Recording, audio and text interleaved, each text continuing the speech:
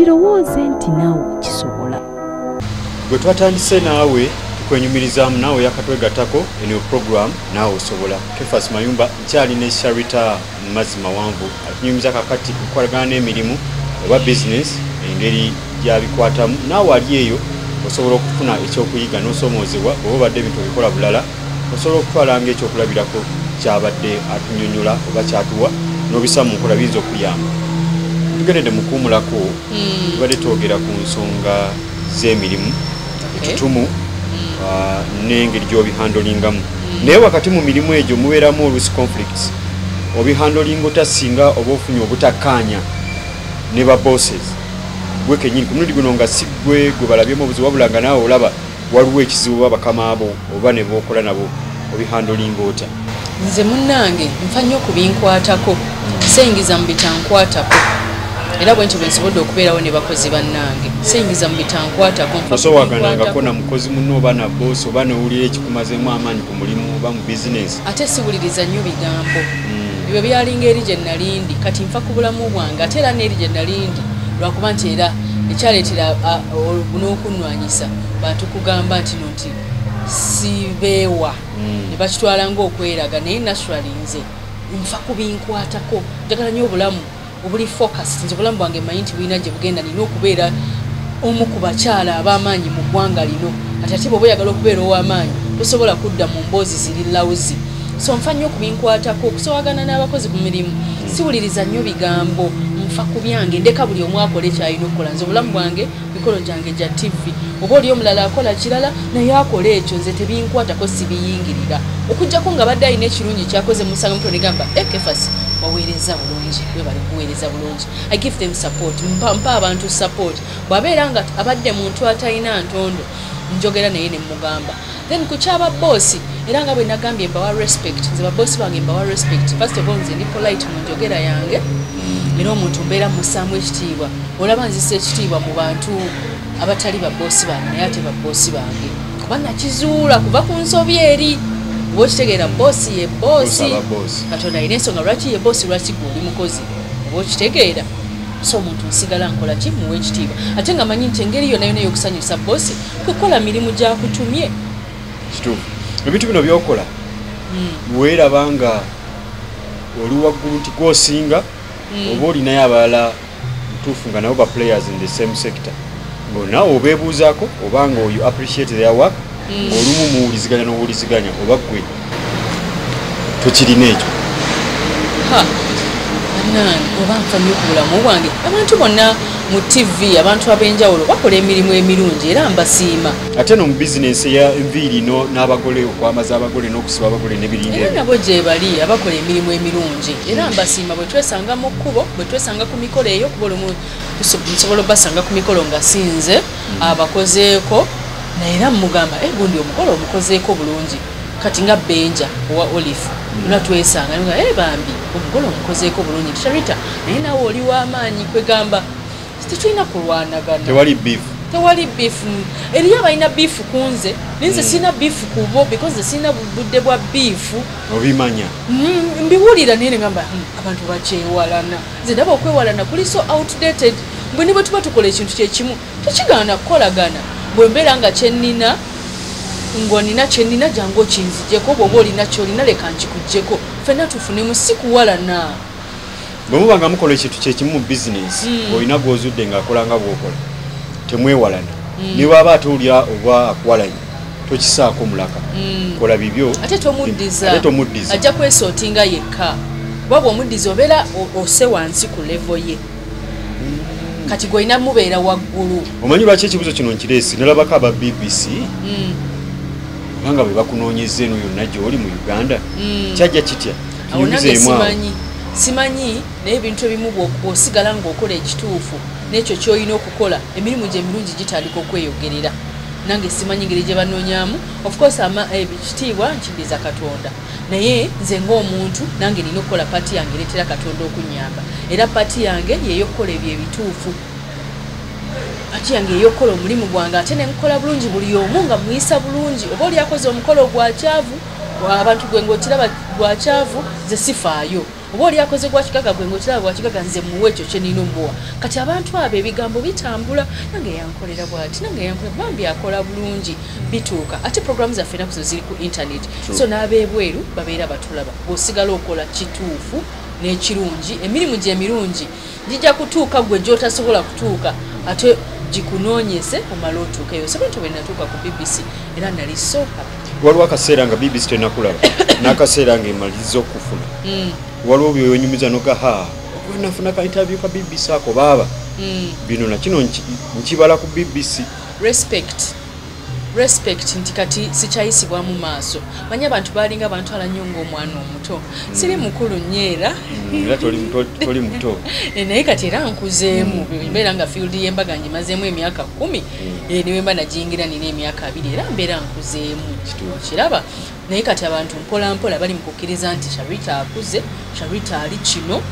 okitegeera naffe tulina okumusaamu ekitiibwa bwe tuba nga tumwetaaga bwe tubeera nga tumwetaaga tukwasizeeko naffe tufunemuko kututumulye tulina okukkiriza nti kati Sharita yaliko oba Sharita era yaliko projekiti ate Sharita tagenda kumala gavaako oba Sharita tassa mukono zesissa mukono ate bwempangula Sharita tagenda kumala gavaako obanga sissa mukono buli lunaku nkola show ng'esembayo lwaki baba obeera omanya nti show yesembayo ogenda kola ekisinga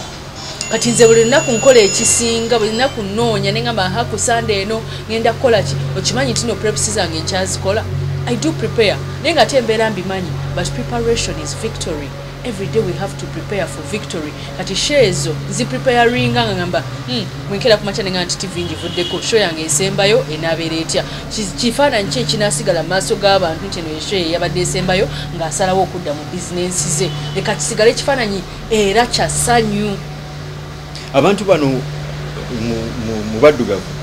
twegomba nnyo obuseera tuwanuuza nnyo oba okurifalinga ku by'abazungu emikolo gy'okoze n'egy'abazungu njawulo ki oba kinyusi kye balina kitutateeka muzaffe oba ffe kiki tubasinza oba tusinza ki ejaffe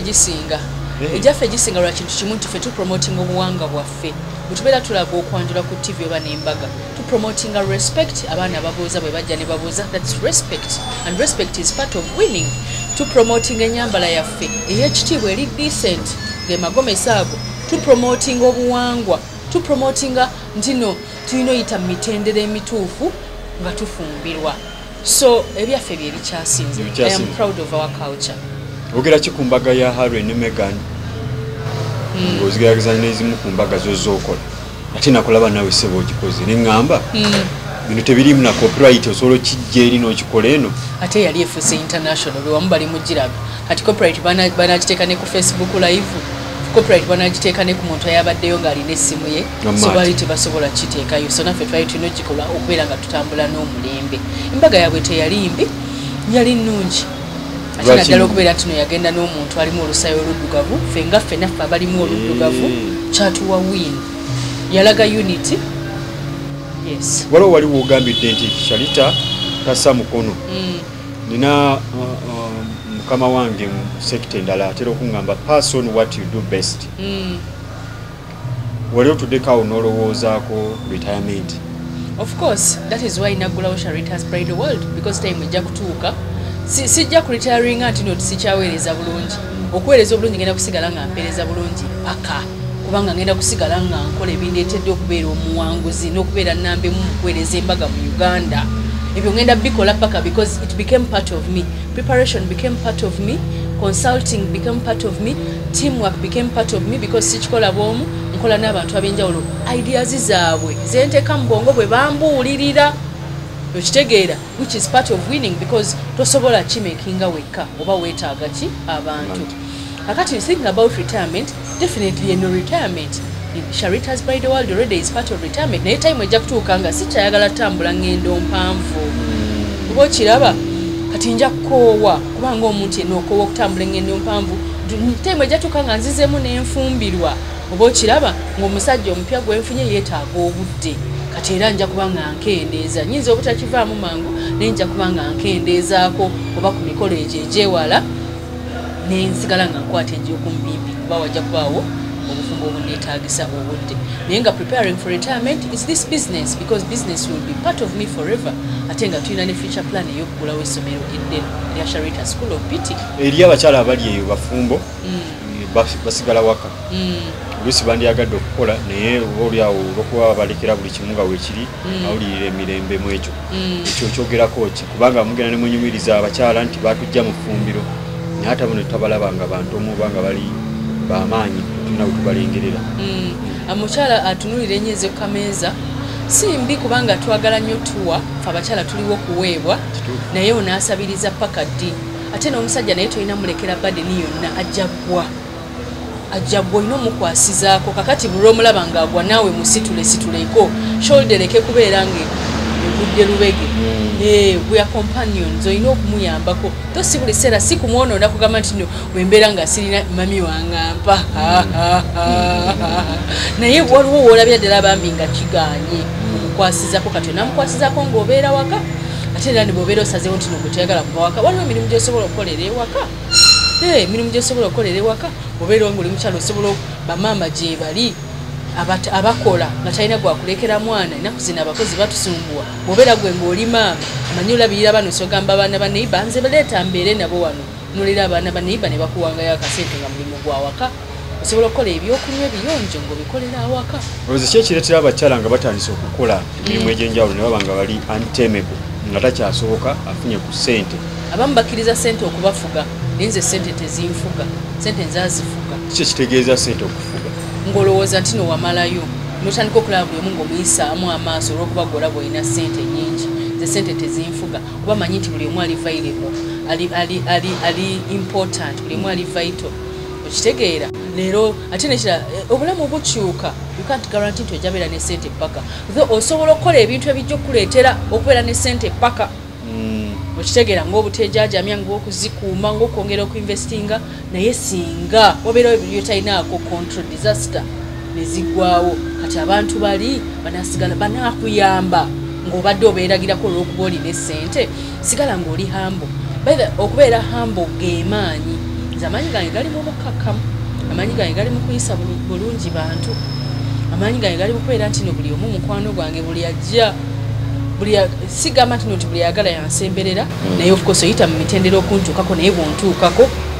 obeera mukwano gwange era nkuwuliriza era nkuwa priority era mbeera nkulowoozaako mu myaka 10 weerabawa Sharita mazima wanvu ngenda kubeera binyonkondo bifeekeera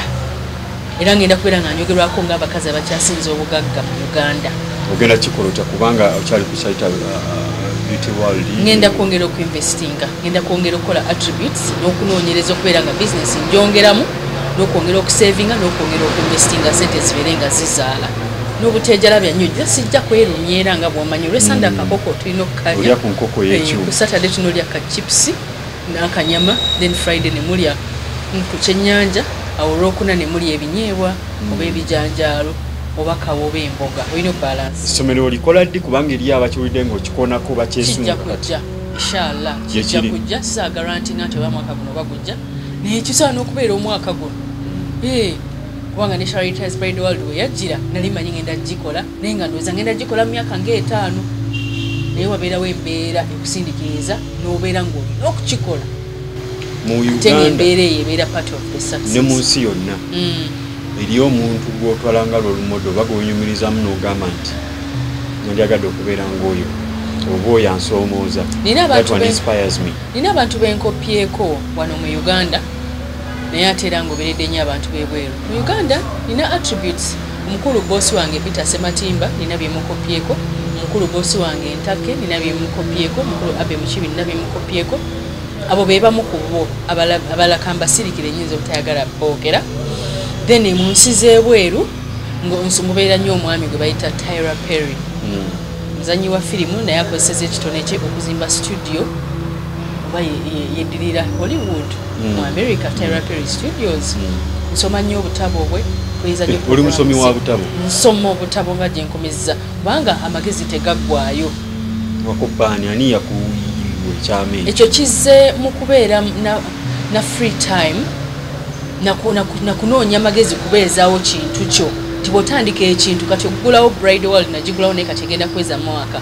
naye kati erina okusigalawo kuba okutandika osobola okuyimirira nogamba kati leka ntandike kati egenda yimirirawo kati nina ogibeezaawo eyimirirewo ate tosobola gibeezaawo bw'omwonoonya abantu boolaba bakoze ebintu ne biyimirirawo ekibeera everlasting kati obutabo obwo bw'amaanyi nnyo nsimanyi n'obutabo bw'omukyala gwe bayita Joyce Meyer mbadde ngenda kubuuza singa osisinkana Joyce Meyer omu ku bakyala abali successful ne Oprah naye mugoberera singa olunaku lukyano emusisinkana oyinza mugamba ki nsobola okumubuuza okoze ki okubeera ng'oli mugagga ate n'osigaza obuntu bulamu esente ne zitakufuga kuba olumu amalala gajjamu tuli bantu tuli omutoga naye olaba nga abakyala bano bakkakkamu obeebuuzaako bakikoze batya obugagga ate ne basigala nga beeyisanga abantu nga balina kye bayita obuntu bulamu njagala nnyo nange okusigaza obuntu bulamu biseera munagamba ala wange nyamba nsigale nga ndi muntu mulamu nsigale nga ndi muntu ng'omuntu ayogera n'abantu omuntu awuliriza abantu omuntu assa mu bantu ekitiibwa omuntu atalina malala singa wabaawo omwaganyi oba embeera ng'eyinza okuba ng'egenda kukutwala oba egenda kukuwaliriza oba bagenda kukutwala okazinga eyo obeera eyo kintu ki kyosinga okwagala tuyinza okugamba nti kino ngenda kazinga eyo ngenda okubeerawo bwomu nga terina bintu birala byonna naye kaŋŋende nakino oba kaŋŋende n'ono kintu ki oba muntu kiguwandigambye nti simuleka oba kino sikireka kaŋŋende nakyo omukazi yenna alowooza ku baana be era abaana bange bakumugugu abo be basooka abaana bakumugugu nandigambye maama naye ate maama ye olumwaso alina abaana abalala okitegeera kati ate bano bo balina nze nzekka ne tata abwe gyali naye maama alina abaana waliwo special attention yeeyo kati abaana mba ngenda nabo kazinga ako netuweereeyo netuba mu life yaffe netukiringa tweyanzege naawe osobola program tubadde ne Charity Amazima Wanvu njagala obenyumirizaamu tubadde nabo olunaku olwaleero nga bulijjo nkola yaffe okubayo n'obugambo kyetuyita gakuweebwa munno ono ye gakuweebwa munno munaawe osobola